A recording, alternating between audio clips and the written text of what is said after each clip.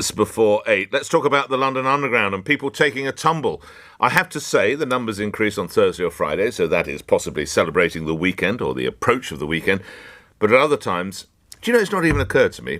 I haven't used the London Underground, but I've used mainline trains, and I've had to walk down the steps at London Bridge. Of course I hold the handrail if well, let's see what you make of it. Carol's in Retford. Hi, Carol, you're on the radio. What are you going to tell me? Good morning.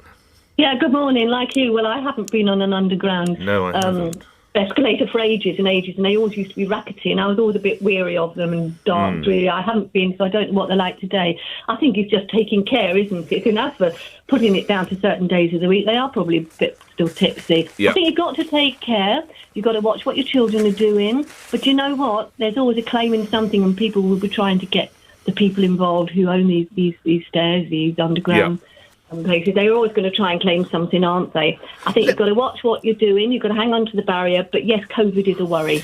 There was a story yesterday, Carol. We weren't able to get to it because it was quite a busy day. But the wearing of masks has dropped by 2.4 million people in 6 months. So 2.4 million fewer people are wearing them. Now, I have to say, I walked past a very big London railway station the other day, and I noticed people, if that had been 6 months ago, everybody coming out would have had a mask and taking it off, and everyone going in would have had a mask and putting it on. It wasn't like that earlier this week. What's the story in Retford? I'm really disappointed in people all around where I go. People aren't wearing masks, some people are, and I will say it is the older generation that generally are doing that. Are wearing them or are not? Just to clarify. They are wearing them, yes, but a lot of people aren't wearing them. That frightens me. But also, I wear a mask all day at work. Now, what do you do for a living, Carol? Excuse me. What do you do for a living, Carol? I'm a housekeeper at a hospital. Right, okay. And we have to wear them all day. Now, the point is how silly it sounds. It does affect everything. It seems to affect you hearing other people, and it certainly can affect your eyes because it irritates your eyes. It's not nowhere near, but it still seems to irritate your eyes. What, wearing a mask irritates your eyes? Yeah, it does. It does. It's crazy, but it does, yeah. Maybe I'm not wearing them properly, but no, it does, and it depends on the mask you're wearing as well. I mean, we have to wear hospital masks, so we're not wearing the silky ones that people can wear outside. But as for the escalators, again, people are always trying to claim something, aren't they? But can I just say something about going downstairs? I fell downstairs at work. Oh, God, and, right, okay. I didn't have a mask because it wasn't COVID time. It hadn't hit us, the pandemic then. I wear bifocal glasses, you know, the ones with the lines. Is that where you've got the powerful lenses at the bottom of the glass? Is that roughly? Well, it's the reading bit at the bottom and it's the distance at the top. My mum had now, those, it was my own fault, and I was coming downstairs. I go down every single day, and I was holding on to the side. But I stepped down, and I don't wear glasses. I only wear them when I'm reading. Right. You know what I mean? Right. For some reason, I'd left them on at lunchtime. Oh, Lord. Okay. I went down the stairs, I looked down, and suddenly it wasn't focused properly. Oh, and I put my foot down and realised I wasn't on the step, and I just went to the bottom.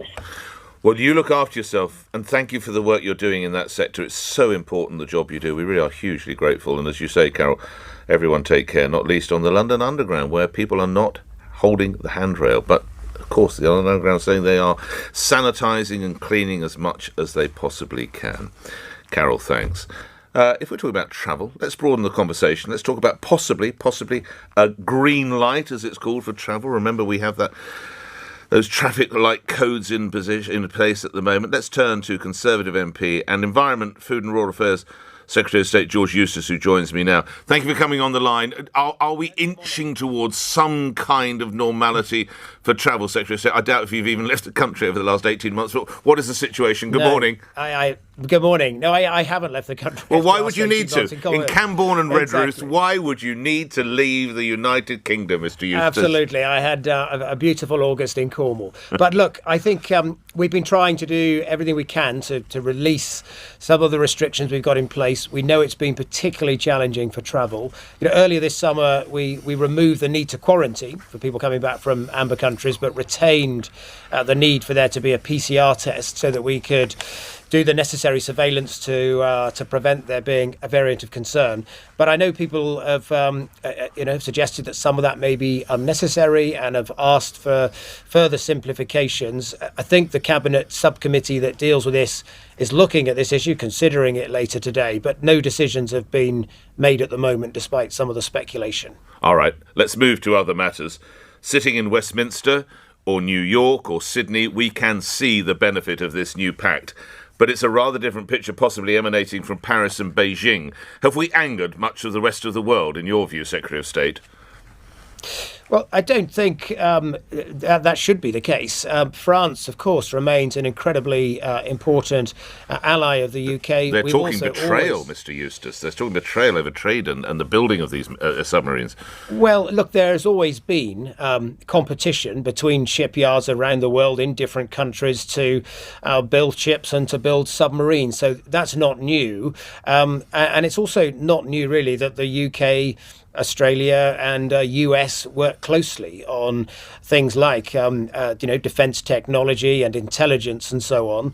We've also, applied to join the Trans-Pacific Partnership down, in the Pacific. It's an area that's growing economically, and we want to strengthen our ties with countries like Australia and New Zealand and Japan and the US as we come out of the European Union. So it's all part of that, but I don't think it's something that should be seen as a threat to any of our other allies. And of course, with China is a country that we're going to be working very closely with on things like climate change. And when we do COP26 later this year, and on my particular brief, work that we want to do to help nature and biodiversity internationally, we're really trying to get China engaged in that agenda too.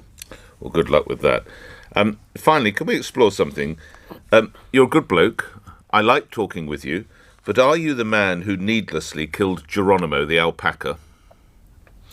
Well, look, these cases are always difficult, and I had looked at the Geronimo case 3 years ago and a couple of other times since, actually. But the truth is he had tested positive for bovine TB using a test called the Empaplex test, which is very rarely has false positives. Now, the owner at that point said she didn't, was unsure about the result. Would we give her a second test? Very, we don't really do that. But the vets, to do her a favour, said, OK, we'll give you a second test. That also came back positive. And then she said, well, now I want a third test. And I think at that point, the danger of just relentlessly testing is you will at some point get what's called a false negative. And that is that it'll tell you it's clear when it's not. So, difficult though it is, and I know she was very attached to Geronimo, we do have to maintain consistency in our fight against TB. And at post-mortem, they did find TB-like lesions. Has the full post-mortem been made available to Geronimo's owner? Yes. So we had the post-mortem done. Those results were shared with her. It showed that they have what they call atypical lesions, TB-like lesions, I think in the liver and in the lymph as well, not in the lungs. And I think on that basis, she's claimed that he didn't have TB, but there were TB-like lesions. And what we will now do is see whether we can culture TB from that, as we normally would in such cases, so that we can identify what strain of bovine TB it is. You don't always get a successful culture, but it's certainly something they'll be trying over the next few months. So lastly, you and your colleagues in the department, you are convinced that, sadly, regrettably, it was the right course of action to take with this particular animal? Yes, and it is difficult. It's the important thing to recognise is that every week we sadly have to remove and slaughter about 500 cattle who test positive. It's the positive test that we are looking for.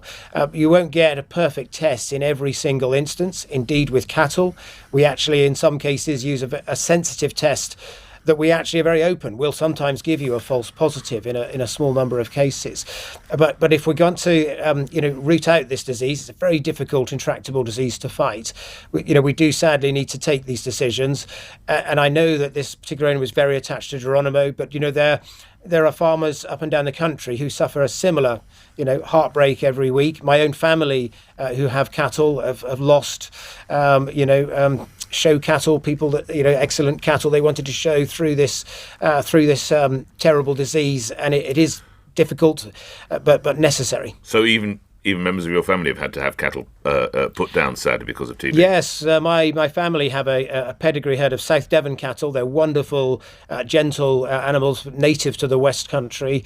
But yes, a few years ago we had an outbreak of TB, and my father was very distraught because he lost one of the cows that he said was one of the best South Devon cows he'd ever seen. That's the nature of the disease. I sense it affects everyone. Thank you for your time, as ever, Secretary of State George Eustice, appearing here on LBC, where the time is 1 minute after 8 in the news with Holly Harris is next. On your radio, on Global Player, and Play LBC. Leading Britain's conversation. This is LBC. From Global's newsroom at just after 8 o'clock, changes to the UK's traffic light system on foreign travel